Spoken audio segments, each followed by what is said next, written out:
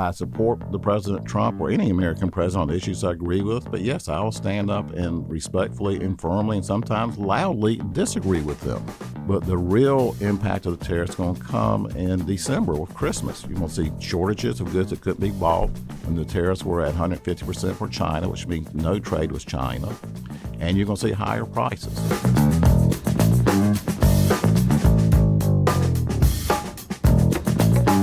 Welcome on in to Tying It Together with Tim Boyum. I'm Tim Boyum, here with producer John McHugh as always. How are you, my friend? Good. Making it through a week back from holiday, and then the second week is always harder for me for some reason, but that's where we're at. I'm technically on vacation when this drops, so hopefully I'm having a wonderful time. You enjoy that. You enjoy hopefully, that. Yeah. Although things happen when I'm on vacation. So if Roy Cooper has gotten in the governor's race or someone has unfortunately died, it's probably because I'm on vacation. I've been telling literally everyone in the newsroom that Roy Cooper is gonna declare Wednesday, probably. Yeah. You might have seen me on TV in shorts and a balcony talking about the race because that'll probably happen. Hey, listen, tariffs are going to be a big subject again with these August 1st deadlines again. We've heard about Brazil and all these changes with this stuff. It gets complicated, and I feel like, John, in this debate, it's hard to tell sometimes what's real and what's not, what's happening, what's not, when it's going to have an impact. It can get confusing. Yeah, because a lot of the arguments you hear are very nebulous. It's stuff that, this is happening behind the scenes. We're not going to tell you why and how, but you're going to end up paying more. Or that's not happening, and you're not going to end up paying more. So and when and what happens. Yeah. So today we have in someone, if you've lived here, John, you did not know necessarily a lot about Art Pope before heard the name. I've been here almost 5 years, so I heard the name. But he's not been as outspoken in politics as he used to be. So he owns Variety Wholesalers, which, if you've heard of the Roses, the stores, he owns some Big Lots now. They're discount stores that his father and grandfather, they started doing this. It's a family business. He's also, if you are new to the state, he's put in millions and millions and millions of dollars into politics over the years. He was a former state lawmaker himself, Board of Governors. He's been very active. But interestingly, as a Republican, he has been very outspoken about President Trump's tariffs, and you'll hear that today. Yeah, and it's kind of refreshing. You hear a lot of people just kind of toe the party line these days, and and the people who don't often are forced to go totally away from it. So it's refreshing, and it's nice to hear somebody say, I vehemently disagree with this, but I still generally support. You don't hear that a lot lately. Yeah, it's really interesting. And he provides a lot of real-life examples of how it's impacting his business, buying, what Christmas could look like this year. Also, down to the details of how much it's changed a pair of jeans, how much those cost. And by the way, this is just his opinion, and we find it interesting because he's Republican and he does support Trump. This is not necessarily a yay tariffs or bad tariffs. And his business anecdotes, too. Yeah. Which I think was the really interesting part. Getting a peek behind the curtain, hearing that breakdown of why people will have to pay more, super interesting. Yeah, absolutely. All right, with that, let's get right to it. Here is Art Pope.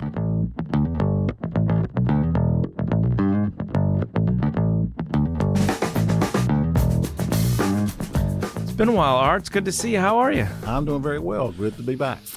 So let's start with Variety Wholesalers. I don't think I've ever asked you about this. Tell me the history of the company. It's a family business. My father was a retailer. My grandfather's a retailer. Most of Variety Wholesalers got started in 1949 when my father came back from World War II, had a degree in commerce from UNC Chapel Hill, and he grew 5 small stores to over 250-some stores. I joined the company after a career in law and working in government. And 1986. In 1997, we acquired the Rosa stores, which had been in bankruptcy, and that dramatically increased our size. They were twice as large as our Variety stores, as the Pope 5 and 10, Maxway, Super Dollar stores. So we've grown from then, since my father passed away in 2005, with my being responsible for the company. And most recently, we acquired the Big Lots stores that had been in bankruptcy. We didn't acquire all of them. We were able to save about 210 of those stores and those jobs. So from my father's beginning with 5 stores in 1949, we have over 620 large stores and 15,000 employees serving communities in 17 states. Wow. Did you always think you might come back and run it or no? I wanted to do my own thing first. So my father wanted me to get a business degree. I got a degree in political science. Surprise, surprise. My father wanted me to go to business school. I went to law school, and worse yet, my father's a Carolina fan, and I went to Duke Law School down the road. Oh, man. So but he accepted that. And then he wanted me to go into straight to work for the family business. And I had worked there as a kid during summers. But instead, I went to a general law firm practice here in Raleigh. And then from there to be special counsel to Governor Martin back in 1985. Yep. And have been fortunate to be able to maintain both a business career and a career in public service in the legislature and the executive branch. What do you think are the importance of these sort of discount retailers and why they're so important in our communities? They're absolutely important. And first of all, I think retailing in general is the most competitive part of the American economy. Our company created a niche where we're smaller and more convenient than the big box stores. And I'll go ahead and mention Walmart. Obviously, they're the biggest competitor. We are price competitive with Walmart, but we're in the communities and the neighborhoods. On the other hand, we're larger than the dollar stores, so we offer a full range of merchandise. And we sell merchandise at a great value at a price that our customers can afford. A lot of our customers are low income, fixed income, and they can only afford to spend so much on basic everyday necessities, whether it's clothing, home appliances, hardware. So we offer them a great value, which increases their quality of their life because they can afford to buy more with us. And where do most of those goods come from? Where are most of those made? They're made all over the world. I'm an American retailer and sell to American customers. That means I buy for Americans. So we buy wherever we can find the best value. So most of our goods we buy within the United States, but they're sourced overseas, including Mexico and China. About 10% of our goods we import directly, including from China. The reason I asked that is because obviously where this conversation is going to go, talking about tariffs. So I hadn't seen you in a long time, and I saw you. I went to a Mike Pence event that was here in Raleigh. I went because I was going to interview him, and you were on the panel there. So was Bob Luddy, another well-known sort of conservative businessman here in North Carolina. And I was fascinated to hear that conversation. Obviously, the Pence's relationship with Trump is a lot different than it was then, too. And we should say this up front. You were supportive of the president, correct? I voted for President Trump in all three elections, 2016, 2020, and 2024. But you are very, very, very, I mean, you could not walk away from that conversation knowing you strongly disagree with him on this issue of tariffs, right? I support the President Trump or any American president on issues I agree with, but yes, I will stand up and respectfully and firmly and sometimes loudly disagree with them. On President Trump, I have no doubt his sincerity. He thinks tariffs, at least in the long run, will improve the quality of American lives. But let's talk about what a tariff is. A tariff is a tax on Americans. When Americans choose to buy goods that are manufactured overseas, or an American manufacturer uses raw materials, components, or equipment made overseas, they're the ones that pay the tax. They literally write a check to the U.S. Treasury. So you might get some small price concessions from the exporter in a foreign country, maybe a nickel on the dollar for every dollar increase in the tariffs, but basically it is paid for by the American consumers. Why do you think that he believes that these will work? It seems like most economists on both sides of the aisle don't. You're a Republican conservative businessman. You vehemently disagree. What is it? What do you think that he so strongly believes that this will work? Well, there's a long history of tariffs, of protectionism, and going back to the founding of the American country, where Alexander Hamilton wanted protected tariffs to protect American infant industries until they can develop and compete with Europe, whereas those who were in agriculture wanted their product to be sold without being tariffed by foreign countries, and then have that by foreign goods that they were more cost effective. So it's an old issue. And at its worst point was in response to the Great Depression, a Republican president and Congress made a decision to pass the Smoot-Hawley Tariff Act, which imposed tariffs in the 20-30% range. And the American economy and the world economy crashed. Trade ceased. And without trade, everything becomes more expensive. People lose jobs. So learning from the catastrophe of Smoot-Hawley and after the emergence of World War II, there's a general consensus in the United States and the world that trade was good for both sides. It was a win-win proposition. Just like when you go to a grocery store, you give cash for your groceries, and the grocery store cashier said, well, thank you for your cash. Well, thank you for the goods. To say thank you, exchange, everyone's better off. But you have a huge trade deficit with your grocery store. I mean, you don't trade something for them.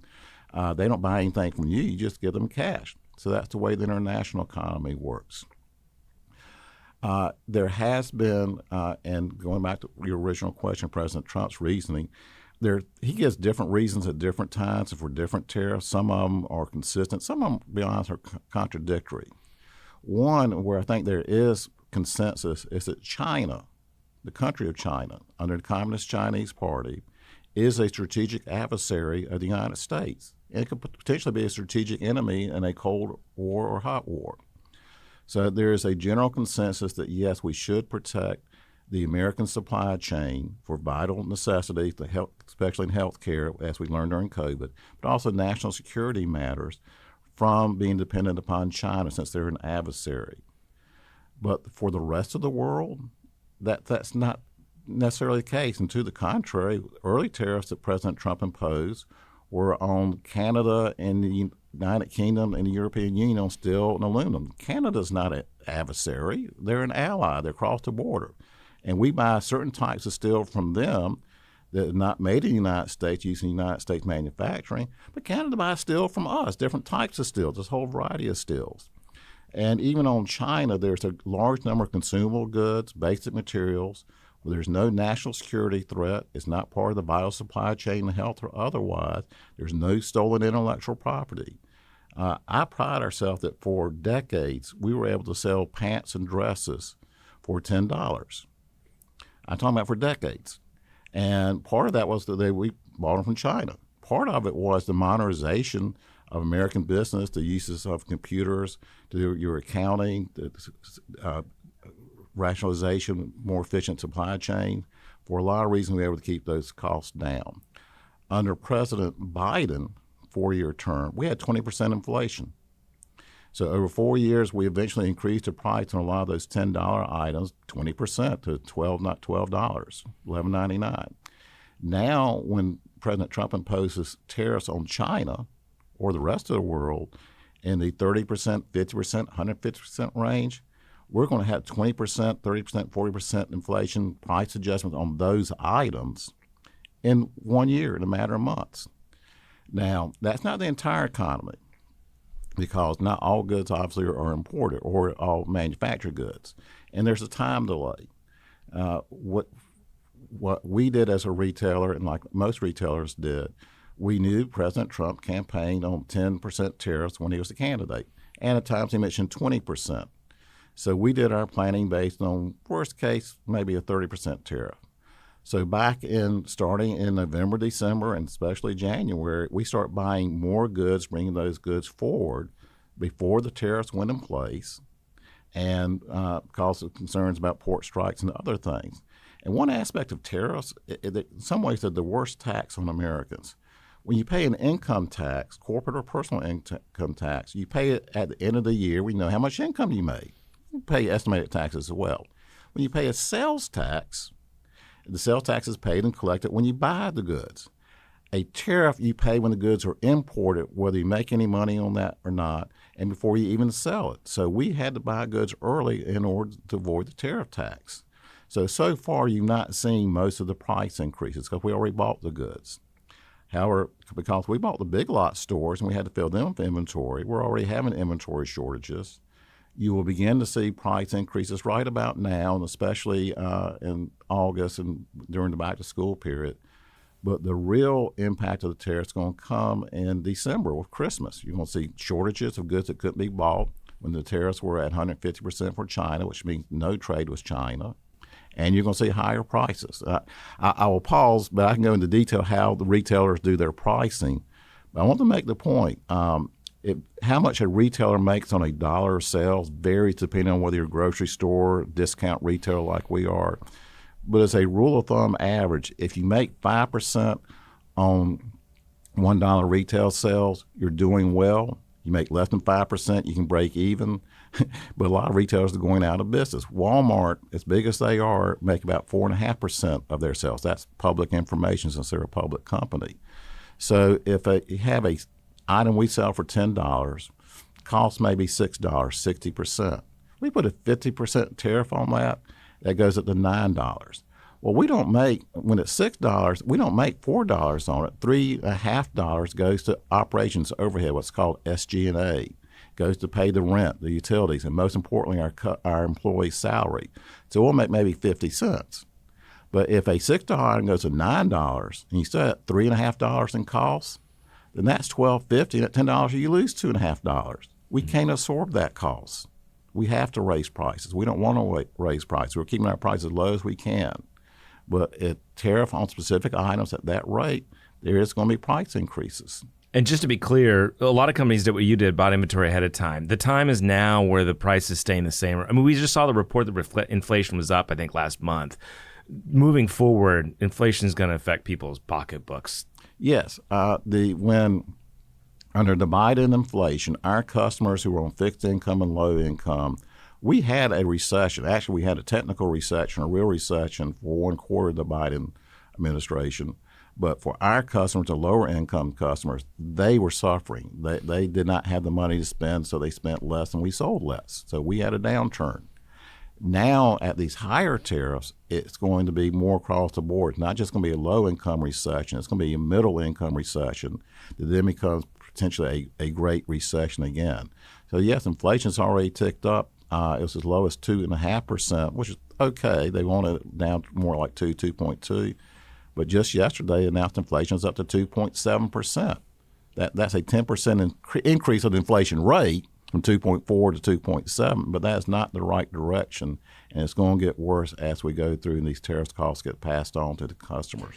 There's some argument, I guess, by Trump supporters that this is part of the art of the deal, that there's these threats, we have another deadline coming up in August, and at the end of the day, he's going to get trade deals that are better, and this is all going to become much better for Americans, and, we're going to have reshoring of jobs and whatnot. Do you have any confidence that that will happen? I have no idea. I don't think President Trump does either, with all due respect. I mean, we were looking at, and giving you real-world examples. So we had, for a while, a 150% tariff on China, which put a stop to China. He paused it until mid-August, so it's 55%. Well, we had a lead on Spain, a manufacturer in Spain which is known for making luxury leather goods way out of the price range of our customers. But they say, well, we got the equipment, we got the skilled people, we can make leather goods, purses, whatever, at a price you can afford. So we had our buyers ready to go to Spain to see if they could buy some good product at an affordable price, made in Spain, not communist China, for our customers. Then President Trump announced on a X tweet that he's going to impose a 50% tariff on the European Union. We canceled the trip. That was a Friday afternoon. The next Monday, I changed my mind. We're not going to do a tariff of 50%, at least not yet. So the uncertainty of the, quote, art of the deal is hurting American business, which hurts our customers. We don't know what we can buy where. I mean, in a free and democratic society, we have the rule of law. Having uniform, known laws is what makes the economy prosperous, what makes the people prosperous. Now we don't know because whatever Trump decides to do on a whim, which leads to another issue. Does President Trump even have the constitutional authority to do this? Well, that is a big question, right? Congress supposedly has it, right? Not supposedly. It's expressed in the United States Constitution that Congress has the power to tax. And consistent with that, there is another provision that says Congress shall have the power to levy customs and duties on imports. That is clearly a power of Congress. Now, Congress delegated setting the actual rates to the president back during the 1950s and 60s rather than Congress trying to set the individual rates, because that gets subject to political pork barrel and special interests and lobbying. So they thought the executive branch would be better. But they set a definite way you're supposed to do that with notice and hearings and determination of why for it. President Trump took an entirely different act than the regulations and federal statutes dealing with trade and tariffs. It's called the International Economic Emergency Powers Act, IEPA. And that had to deal with sanctions usually applied against countries like Russia that invaded Ukraine. and other specific areas. So President Trump said, well, I'm going to use this to impose tariffs for the first time ever. It's never been used that way beforehand. President Nixon did that briefly under a predecessor act back in the early 70s, and the first U.S. court ruled that that was unconstitutional. The Court of Appeals ruled that it was constitutional.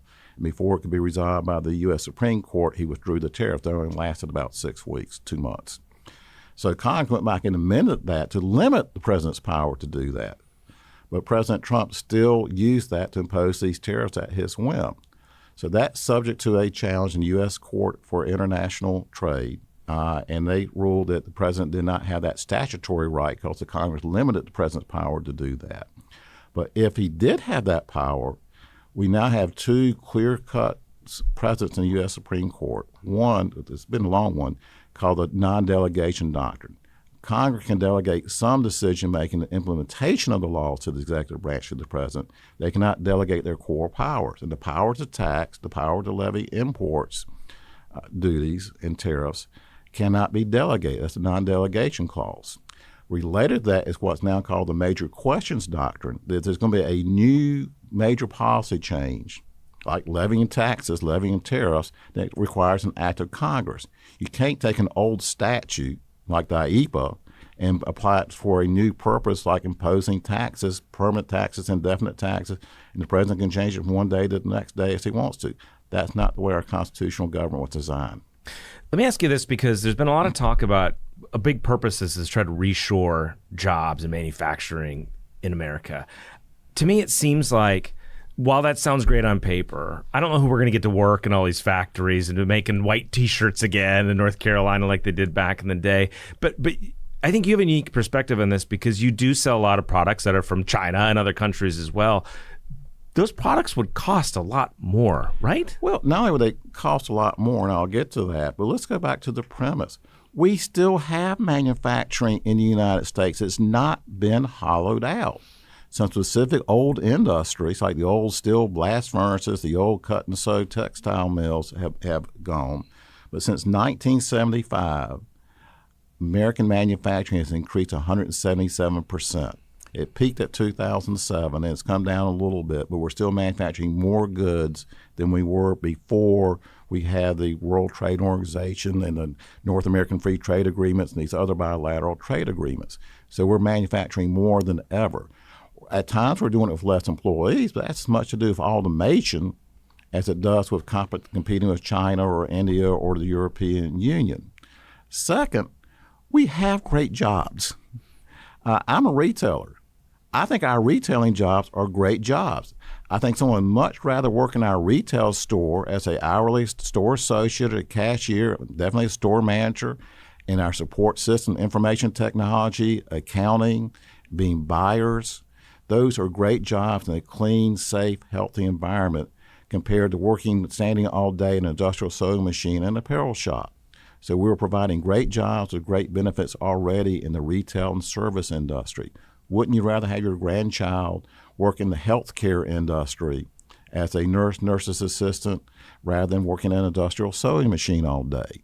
So we are providing more manufacturing with less labor. That labor has shifted to other good jobs. To give you another example, back in the around 1900, I think over 40% of the U.S. workforce was in agriculture. That number is down now, 11 million people. That now only 1% of the people work in agriculture.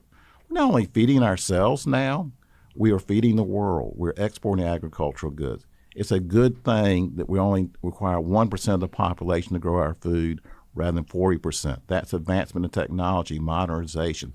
That frees up people to work in other areas. In North Carolina, in the 1960s and 70s, we were predominantly considered a state with tobacco, furniture, and textiles. And yes, we've had textile mills closed, gone, for lots of reasons, not just competition with China. The furniture manufacturing is gone. But look at North Carolina now. We've gone from 6 million people back then to over 11 million people. Our state per capita income has gone up. We have finance. We're a banking center. We have pharmaceuticals. We have electronics. We have high-tech manufacturing. We have automobile parts. We have a great service industry. So we have a more balanced, healthier economy. Our people are better off now in 2025 with the trade with China and the rest of the world than we did before in the 1960s and 70s. So we have benefited from that trade. And yes, we do want lower cost goods. Again, it's easy to identify a particular industry you can say has suffered from competition. The obvious easy example is steel industry. So President Trump enacted tariffs on the steel industry in his first term, including against steel from Canada and the European Union, as I explained before, even though there are some types of steel we don't have. Studies by the Federal Reserve, independent economists say, yes, this saved jobs in the steel industry, in particular companies. But that cost of that passed on to the consumers was, I think, like hundreds of thousands of dollars per quote job saved. But also, when the higher cost, the way tariffs work, even according to President Trump, we want to raise prices on imported steel so that the domestic manufacturers can charge more to the American consumers. And so people who use steel in the automobile industry and just soft drink cans, aluminum soft drink can, they paid higher prices, which made people poor, which means they spent money elsewhere, and those downstream industries lost jobs. So the whole nature of trade, domestic trade, again, we have a free trade compact between our 50 states. We don't charge tariffs on what we buy from Virginia or California or oil from Texas. Is that you lower the cost and everyone is better off. They do what they do best. The same principle applies to international trade. You raise tariffs, you raise costs, and while you may save some jobs, overall the economy is going to be worse, which means people are going to be worse off and there's going to be lower jobs. Back to that question about costs. If we tried to reshore and manufacture everything in this country, products would cost more. You'd have to charge more, right? Absolutely. There's actually an example. I won't mention the company name, but again, we buy blue jeans. We used to buy them from Greensboro, and blue jeans made right here in North Carolina, down the road in Kannapolis and Greensboro, that area. With modernization and competition, a lot of those blue jeans were made in China, so we bought them from China. When the initial tariffs and we need to get out of China, those blue jeans were shifted to Mexico, which is part of NAFTA, or the U.S. Free Mexico-Canada trade agreement now. So we bought blue jeans from Mexico. But now Mexico's subject to tariffs. Everyone's subject to tariffs, so we're supposed to buy them made in the United States. There is a Raleigh firm that makes blue jeans domestically. They're proud of them. They actually got subsidies under President Obama and Governor Perdue's state administration. They sell their blue jeans for a minimum of $125 and up to $250, $300. I'm sorry, our customers can't afford that. That they can afford $10, $12 blue jeans. They can't afford $100 plus blue jeans. So yes, you can, in theory, over time, rebuild factories and bring those jobs back, quote, add those jobs and add those costs, but American customers can be poorer for it. But do you think people would even go work on the lines doing jeans again? I mean, No. It's the same argument about immigration and agriculture, and not illegal immigration. I don't mean to get in that part of the debate, but the same is true with agriculture, which is still North Carolina's number one industry. Yes. Yeah. We have low unemployment in North Carolina right now. And like I said, a lot of those jobs are now in the service industry, in retailing, healthcare, finance. We have people making money writing computer games, which is really a booming industry right now, almost as big as the entertainment movie industry. So we have good jobs paying good wages and, again, a safer, cleaner environment. So, no, I don't think even if he built those facilities, the people are not going to want to work there. So, and we have low unemployment already. We're better off as we are. So, obviously, we mentioned who knows what's going to happen, even in August now, right? We have these new deadlines for August for a lot of these countries. This is an important time of year for y'all, or getting close to it already, believe it or not, towards the end of the year and, Christmas shopping season. How are you planning for that, and how concerned are you then?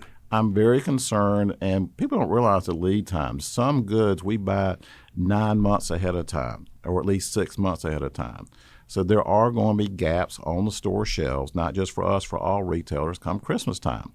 We can't afford to pay twice, much less 350% more than the goods originally cost. We can't find alternate suppliers in the U.S. They don't exist. We can't find them elsewhere in the country. So there are going to be fewer goods on the shelves, and the goods there that are imported are going to cost more. That's the reality. Do you agree with the president that our trade deals are terrible and then that those need to be redone?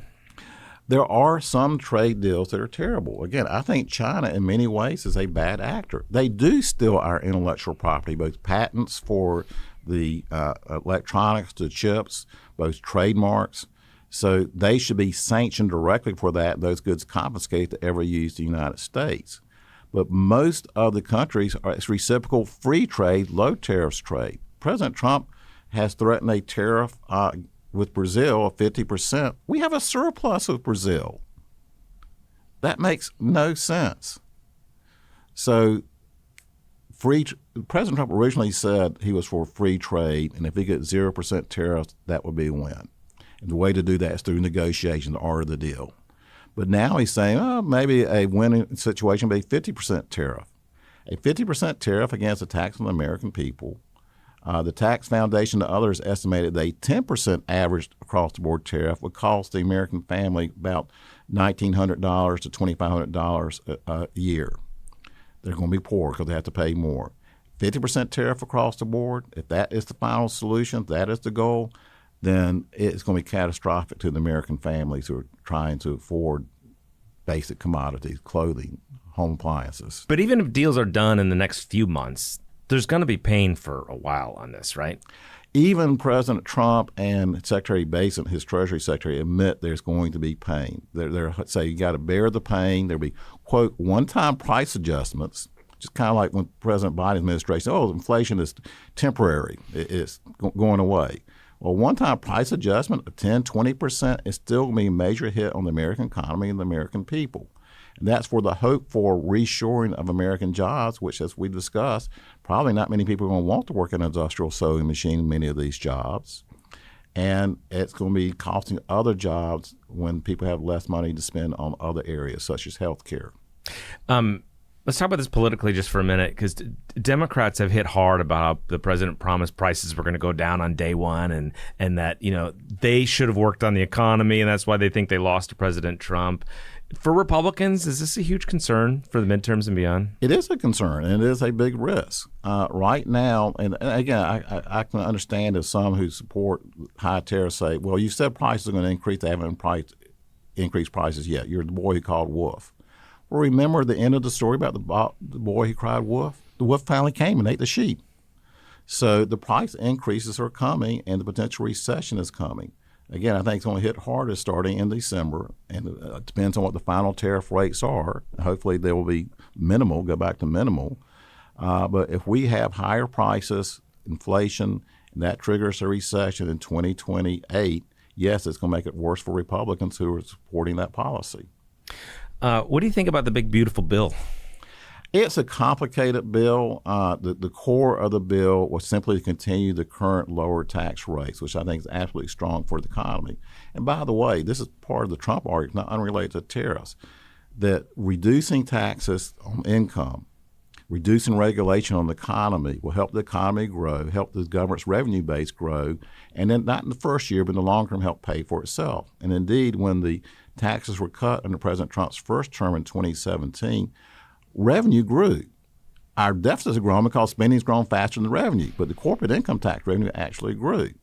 So they say that might offset the tariffs. So you got a tax increase in the tariffs and a continuation of lower taxes in the reconciliation bill.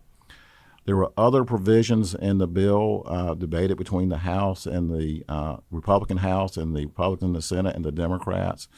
I'm of the school of thought we need lower taxes so the American people can spend their own money, invest in the economy, and grow the economy. But if you're going to do that, we need to lower spending as well. Not necessarily have overall reductions, just lower the spending increases.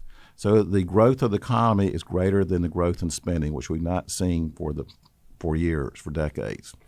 What about the SNAP and the Medicaid? It still seems uncertain how much it's going to impact states, but are you concerned about that? No, I think Medicaid needs to be reformed in order to save it. There's been, and I happen to be familiar with SNAP, so SNAP was greatly expanded. That SNAP is food stamps. That's a more common term for it.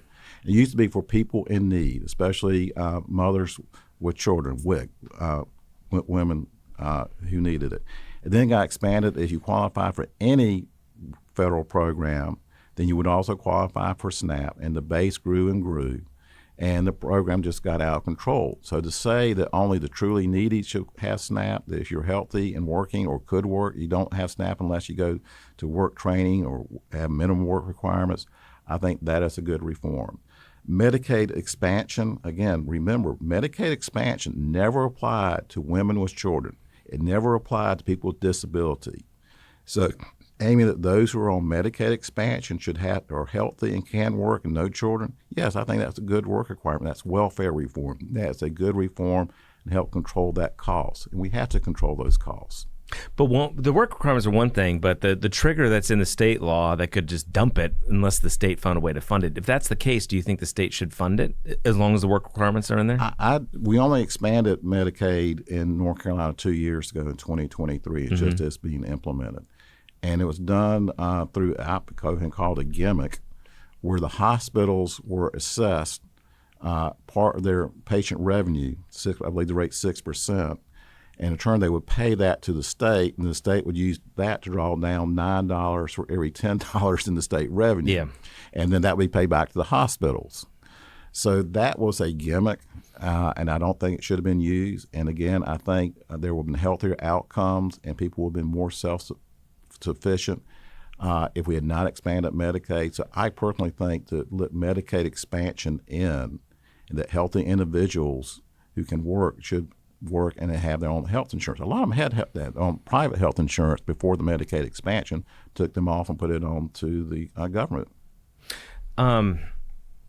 Your name used to come up all the time when it came to funding, your personal money and whatever that you spent into political campaigns. It's been quiet in recent years. Have you changed your investment in politics, or is your name just not brought up as much? I think it's more my name's not been brought up as much. Plus, other people are spending so much more. A strategic investment of $4,000 in a legislative campaign in 2010 can make a difference. Now they're spending $1 million on a legislative campaign. So, I'm a Republican. I still support Republican candidates. I have concerns with some issues where Republicans are, such as the tariffs. But, President Biden kept Trump's tariffs in the first term. The proposals by the Democrats, especially now they're having Democratic socialists nominated for the mayor of New York, Bernie Sanders and the AOC, Alexander Ocasio-Cortez are self-declared Democratic socialists. They offer no alternative.